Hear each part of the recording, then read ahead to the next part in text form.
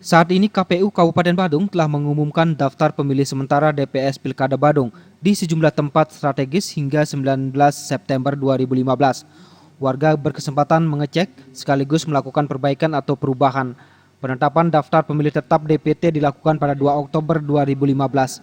Jika ada warga yang berKTP Badung belum terdaftar dalam DPT, maka masih bisa masuk dalam DPT Tabanan atau DPTB. Pada prinsipnya di PKPU masih mengakomodir terkait dengan teman-teman atau pemilih yang belum terdaftar karena disebut ada pemilih tambahan.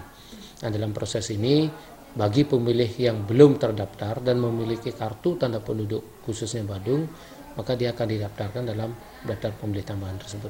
Pilpres pileg kemarin ya memang di luar itu KTP-nya nasional, siapapun ya warga negara yang berhak yang memiliki hak pilihnya berKTP yang bisa menggunakan hak pilihnya di Badung.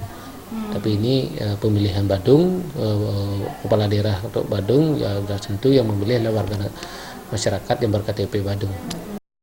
Nakula menegaskan pada Pilpres lalu penduduk pendatang yang tidak memiliki KTP Badung dan hanya menggunakan kartu identitas lain seperti KIPEM masih diberikan kesempatan dan hak untuk turut memilih.